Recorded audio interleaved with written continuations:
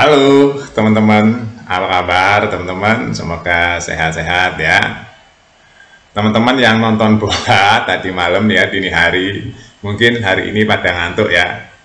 Ya teman-teman, rakyat Indonesia, teman-teman bisa lihat di sini ya, yang nonton banyak banget teman-teman ya. Lihat, yang di layar saya shoot ini teman-teman ya. Ini adalah penonton Indonesia banyak banget teman-teman nih, yang ada di Arab Saudi. Kebayang nggak supporter timnas Indonesia? Luar biasa kan? Luar biasa teman-teman. Jadi hari ini kita bersedih mimpi berpuluh-puluh tahun yang tinggal satu langkah lagi Indonesia akan main di Piala Dunia. Sudah selesai teman-teman, sudah kandas. Sudah kandas, sudah over ya, game over. Jadi kita harus mulai lagi dari nol lagi dengan harapan-harapan yang kuat, dengan struktur kepelatihan yang lebih kuat lagi. Saya melihat komentar berapa puluh ribu komentar teman-teman ya, 90% lebih menginginkan pergantian pelatih. 90% lebih isinya komentarnya ingin pelatihnya diganti. Ini harus diambil ya teman-teman oleh PSSI, karena memang sepak bola itu kan sebenarnya supporter ya teman-teman, atau zaman sekarang netizen ya, yang bisa memberikan gambaran puas tidaknya terhadap pertandingan atau tim yang dipimpin oleh pelatih siapa gitu ya. Jadi bisa didebatkan, tapi mayoritas hari ini setelah Indonesia 2 kali kalah, dan sebelum-sebelumnya juga bisa kita reka ulang ya, bisa kita lihat ulang bagaimana seorang legend seperti Patrick Kluivert memimpin timnas Indonesia nggak ada gregetnya sama sekali. Bukan itu yang dibutuhkan Indonesia kali ini teman-teman. Yang dibutuhkan Indonesia adalah kemenangan. Strategi apapun ujungnya kemenangan dan masuk Piala Dunia. Itu dulu ya, maupun main bertahan tapi kalau menang, mau main nyerang tapi kalau menang ya, itu dinomor sekiakan. Di momen seperti ini nomor satu adalah kemenangan dan masuk Piala Dunia.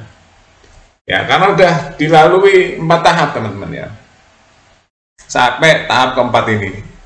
Dari tahap 1, tahap 2, tahap 3, dan tahap 4. Bahkan terburuknya kita masih bisa berharap ke tahap 5. Ternyata nggak bisa juga diambil oleh Patrick Kluivert. Ya, tahap 5 nggak bisa diambil juga. Kita sudah selesai di sini teman-teman, di tahap 4. Ya, ini kemajuan yang bagus untuk timnas Indonesia, tapi ada tapinya teman-teman. PSSI ya sudah berusaha untuk mencari pemain-pemain PIN yang pantas untuk masuk ke Piala Dunia. Nah, hari ini kita menyaksikan pemain pada nangis juga setelah laga terakhir di pertandingan kedua melawan Irak, dengan harapan kita menang. Skenario-nya masih ada harapan kalau kita menang. Ternyata itu nggak terjadi. Ya, akhirnya titik dan sudah selesai perjuangan sampai ke babak 4. Apakah kita lemes? Ya lemes, ya lemes, pasti lemes. Semua pendukung timnas lemes, yang di stadion, yang di rumah, ya, yang di Arab, semua lemes teman-teman. Tapi lemes itu harus cepat berhenti dan kita harus menata ulang. Ya, menata ulang harapan-harapan timnas Indonesia. Masih ada beberapa pertandingan perpindahan yang bergengsi ya. Kita ada beberapa generasi teman-teman. Ada generasi 17, U23 ya, dan senior. U23 di bawah Van der Broek udah gagal di Piala Asia. Ya, gagal teman-teman, udah 3. Ini menyedihkan juga. Timnas senior di bawah Patrick Kluivert gagal juga. Kita bandingkan dengan Sintayong. Timnas U23 di Piala Asia sampai semifinal di bawah Sintayong tuh teman-teman.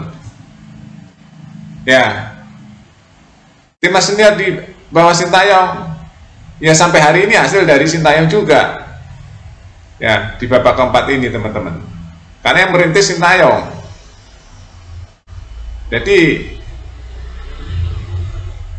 timnas 17 sekarang malah main Piala Dunia teman-teman.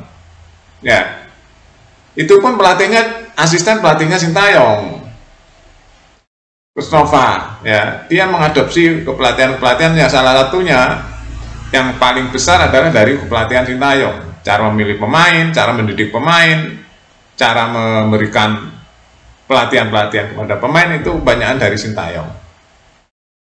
Ya, Coach Nova itu kan asisten Sintayong ya teman-teman. Dan sekarang Coach Nova bisa membawa timnas Indonesia U17 ke Piala Dunia teman-teman. Masuk Piala Dunia. U23 Piala Asia gagal oleh Gerald van der Boom. Nah sekarang di depan mata ya teman-teman, di ASEAN Game atau SEA Game itu di bawah Indra Safri. Indra Safri itu memiliki track record yang bagus, walaupun kemarin uji tanding kalah ya 1-2 oleh India, tapi uji tanding yang masih mencari struktur ya, karena Indra Safri baru memegang timnas U22, U23 ini teman-teman, yang akan bertanding di ASEAN Game ya akhir tahun ini. Ini yang menjadi PR banyak ya. Saya membaca komentar-komentar dari netizen, ya pokoknya di atas 90% lah ya, di atas 90% menginginkan pergantian pelatih. Saya juga setuju ya teman-teman. Nah saya setuju ya, kenapa? Saya melihatnya begini ya, Patrick Kluivert itu memang dia seorang legend ya, tapi untuk melatih timnas Indonesia itu kayaknya gregetnya nggak ada. Seharusnya kan dia tahu challenge-nya ya, dia tahu tantangannya bahwa di bawah Sintayong Indonesia bagus, dia harus lebih bagus dari Sintayong. Seperti itu seharusnya polanya ya.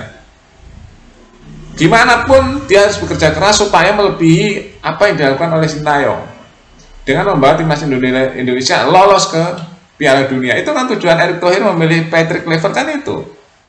Karena saat itu ada sesuatu yang clash antara pelatih Sintayong dan pemain, makanya mencari pelatih dari Belanda supaya chemistry-nya itu kena ya. Ternyata enggak ya, enggak mendongkrak apa ya, militansinya kurang tuh, terus penetrasinya kurang, finishingnya kurang. Kalau Sintayong enggak teman-teman, walaupun pemainnya itu banyak yang lokal, tapi militansinya itu, jiwanya itu kan kuat sekali.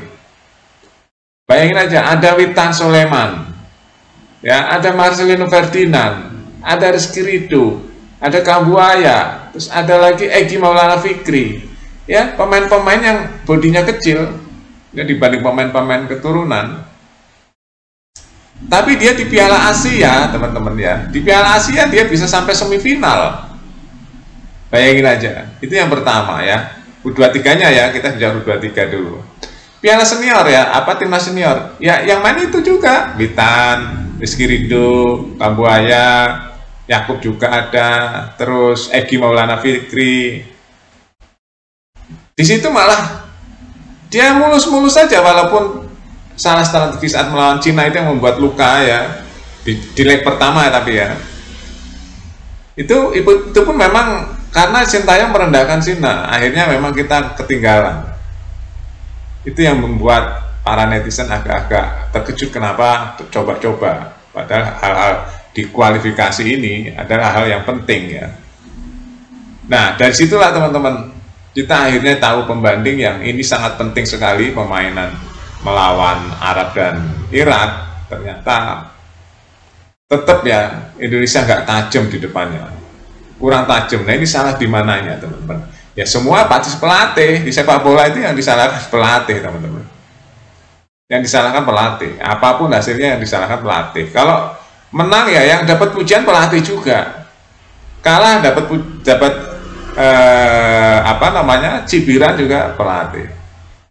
Itulah sepak bola teman-teman ya. Ya kita tunggu aja ya apa yang akan dilakukan oleh PSSI ya teman-teman ya, pantau terus ya. Sampai jumpa.